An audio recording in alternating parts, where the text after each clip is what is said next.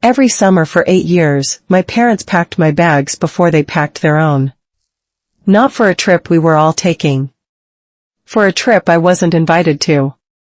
The day I graduated high school, I had a bus ticket in my pocket and a plan 4 years in the making. It took my family 3 years to find out where I'd gone. My name is Delaney, and this is the summer my family stopped pretending I belonged in it, and the day I finally stopped needing them to. I was 7 the first time my parents dropped me off at my grandmother's house in a small town outside Sacramento. They told me it was a special trip, just for me. Grandma had a garden, a porch swing, and a dog named Biscuit. They made it sound like a reward. My older brother Tyler climbed into the back seat of our minivan with his Nintendo DS already in his hands. I stood on Grandma's front steps with my backpack and watched the van back out of the driveway. My dad honked twice, cheerful, like this was something to celebrate. That was the summer they went to Lake Tahoe. I didn't find that out until later. I was 7. I figured there was a reason. Adults always have reasons. Grandma was wonderful. She taught me how to bake bread from scratch, let me stay up late reading on the porch, and never once made me feel like a burden. I had a good summer. I didn't ask questions. The next year, it happened again. My mom called it grandma time, said it like it was something I should be excited about. That summer they went to San Diego. I found out from a cousin at a family barbecue who mentioned the hotel pool like everyone already knew. Nobody had told me. Nobody thought they needed to. Here's some context about my family. My dad, Rick, sells commercial insurance. My mom, Karen, is the kind of woman who color codes the family calendar and has strong opinions about other people's parenting on Facebook. My brother Tyler is 3 years older than me, and growing up, the entire house revolved around him. Tyler was diagnosed with ADHD in 3rd grade, and I want to be clear, that's real, and it's hard, and he needed support. But somewhere along the way, my parents decided Tyler's needs were the family's needs, and my needs were optional. He needed structure. He needed attention. He needed trips to keep him engaged and stimulated, according to my mom's parenting books. What did I need? Apparently a spare bedroom at Grandma's and a golden retriever named after a snack food. The problem was, I was easy. Quiet. Good grades. I didn't throw fits. Teachers loved me. Babysitters always said I was no trouble at all, which my mom repeated like a compliment instead of a warning sign. Instead of that being a relief, it became a reason to overlook me completely. I was the kid who didn't need anything, so I stopped getting anything. I asked once, maybe I was 9, if I could come on the next trip. My mom smiled and said, "Oh honey, you'd be so bored. This one's really more Tyler speed. You'll have so much more fun with Grandma." She didn't even pause. Like she'd rehearsed it. By the time I was 10, the pattern was set. Every June, I packed a suitcase. Every June, my parents drove me 2 hours to Grandma's. Every June, Tyler got in the car and went somewhere I wasn't invited. I need to be clear about something. I didn't hate my grandmother's house. She is, without exaggeration, the best person in my family. She ran a small quilting shop out of her converted garage, never remarried after my grandfather passed, and she talked to me like my opinions actually mattered. She taught me to cook, introduced me to Agatha Christie novels way too early, and never once made me feel small. If I turned out okay, it's because of those summers with her. But here's the thing about being sent away every summer to someone who loves you, it doesn't cancel out the fact that you're being sent away. Grandma could be the kindest person on earth, and she is, and it still doesn't change the fact that my parents chose, 8 years running, to go on vacation without me. I found the proof when I was 12. I was using Grandma's old desktop computer to print a school assignment and accidentally clicked into her Facebook tab. There it was, my mom's page, a photo album titled Family Trip to Myrtle Beach, with 2 exclamation points, because apparently one wasn't enough. 41 photos. My dad on a boat. Tyler holding up a fish. My mom in a sun hat with a piña colada. All three of them, tan, laughing, at some seafood restaurant with string lights. I counted the photos twice. I wasn't in a single one. I was 200 miles away, eating grilled cheese and reading a mystery novel on Grandma's porch swing. I sat there for a long time. I remember the hum of the computer fan. I remember Grandma's wind chimes outside. I didn't cry. I think some part of me already knew, and the photos just gave the feeling a name. I never told anyone what I saw, not Grandma, not my parents, not Tyler. I just filed it away. The summers kept coming. 11, 12, 13, 14. A new destination every year, Orlando, Charleston, the Grand Canyon, Cabo. My mom posted every time. Family memories. So blessed. 3 people in every photo. Every summer, I was in Grandma's garage sorting fabric scraps and pretending I didn't care. Around 14, I actually stopped pretending. Not dramatically. Quietly. The kind of quiet that comes from realizing the people who are supposed to love you the most have been showing you your place for 7 years straight, and fighting it doesn't change the math. So you stop fighting. You start planning. Here's what I hadn't told anyone. By 16, I had a plan. By 17, I had a timeline. And the day I walked across that graduation stage and shook the principal's hand, my suitcase was already sitting in a locker at a Greyhound station 40 minutes away. My parents were in the audience. They clapped. They took pictures. My mom posted one that night, so proud of our graduate. And for the first time in 8 years, I was actually in the photo. I smiled for the camera.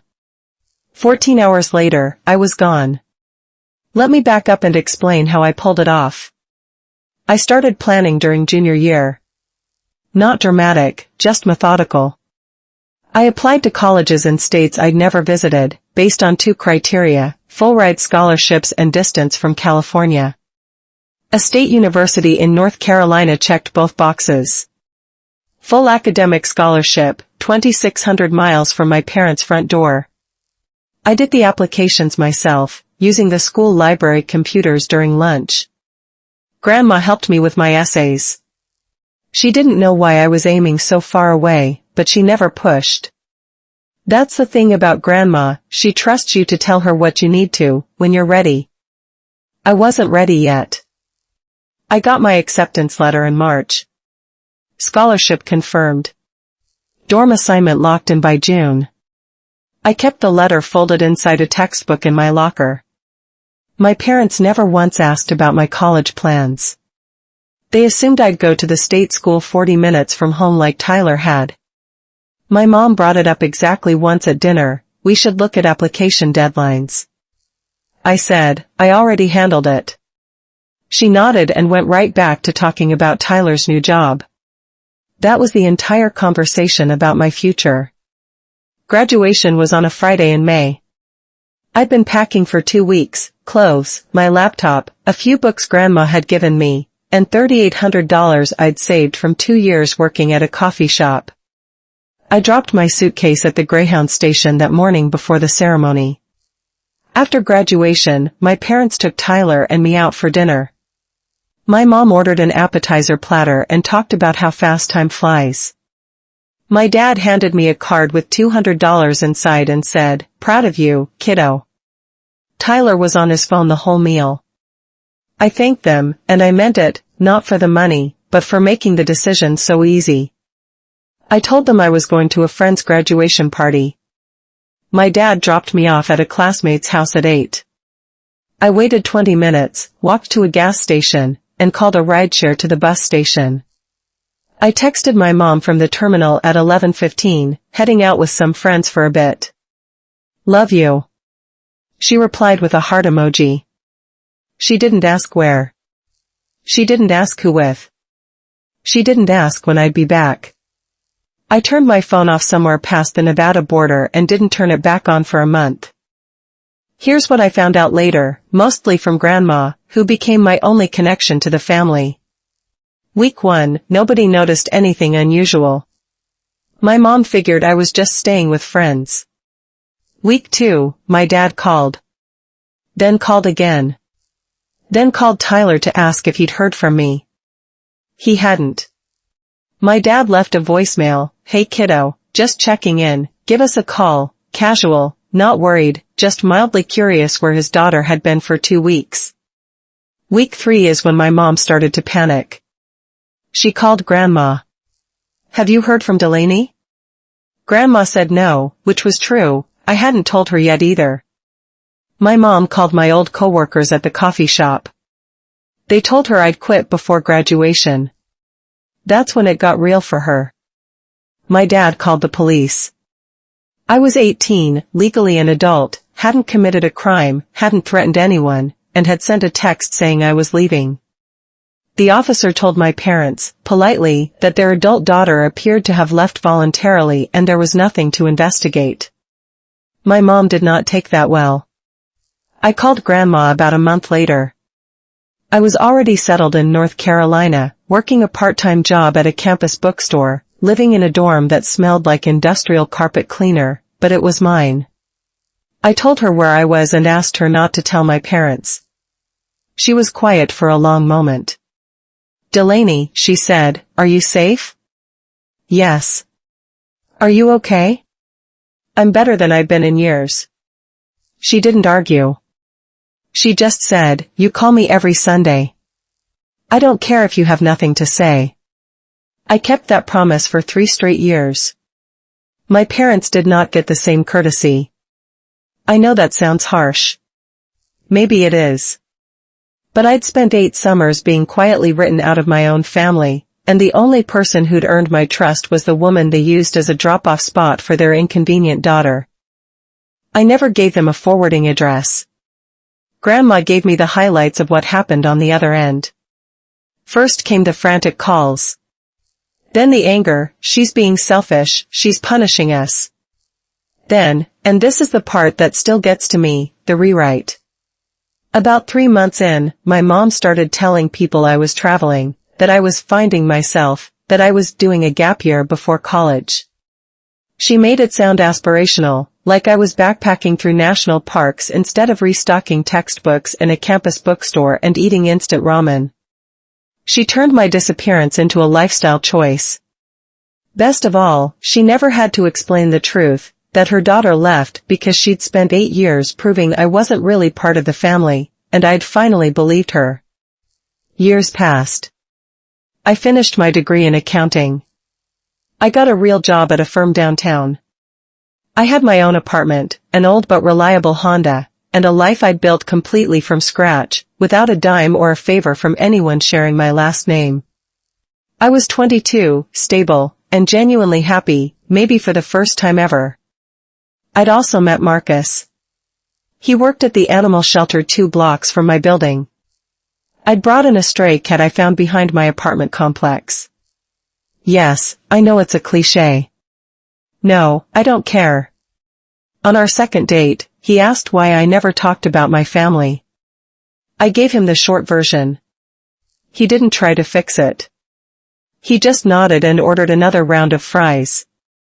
That's when I knew he was worth keeping around. So there I was, new city, new career, new relationship, 4 years of silence and freedom behind me. Then, one Saturday afternoon, I was sitting in a restaurant downtown with Marcus, and I looked up from my menu, and Tyler was standing in the doorway. His company had sent him to a regional sales conference, badge still clipped to his shirt. Of all the cities, of all the restaurants, he was staring straight at me, and his face wasn't angry. It was confused, like he was trying to figure out if he was hallucinating. "Delaney?" I put my menu down. "Hey, Tyler." He walked over, doing that thing where his smile didn't quite reach his eyes. "I can't believe it, how long have you lived here?" He looked at Marcus. I made introductions, because Grandma raised me with manners even when they were deeply inconvenient. He asked if we could talk. Every instinct told me to say no. But something in his face, genuinely shaken, not performing, made me say, tomorrow. There's a coffee place on 5th Street. 10 a.m. He was there 15 minutes early. I watched him from across the street before I went in. Old habits. He'd already ordered me a black coffee, a lucky guess, or something he actually remembered. For a few minutes we talked about nothing. Then he put his hands flat on the table and asked, Delaney, why did you leave? I could have given him the easy answer. I could have kept the wall up. But the way he asked, not accusing, just genuinely lost, made me realize something. He didn't actually know. Not the way I knew. He'd grown up in the same house, eaten at the same table, ridden in the same car, and somehow never once looked at the empty seat and wondered why it was empty. So I told him. All 8 summers. The Facebook album. 41 photos, 3 people. The graduation text, the bus station, the 2,600 miles. He looked like someone had just told him the sky had been a different color his whole life and he'd simply never looked up. I thought you liked staying at Grandma's, he said. I did, I told him. But liking where you're sent doesn't mean you like being sent away. He was quiet for a long time. Then he said our parents told everyone I was traveling, finding myself, taking a gap year. I didn't know, Delaney, he said. I swear I didn't know it was like that for you. I believed him. That's the hardest part. He wasn't lying. He was just the kid who was always in the car, and it never once occurred to him to ask why I wasn't. We talked for another hour. Nothing's fixed. I still haven't spoken to my parents. But I gave Tyler my number, and for the first time in a long time, that felt like enough of a start. If you've ever been the forgotten sibling, you're not alone, let's talk about it in the comments. Smash that like button, hit subscribe, and I'll see you in the next story.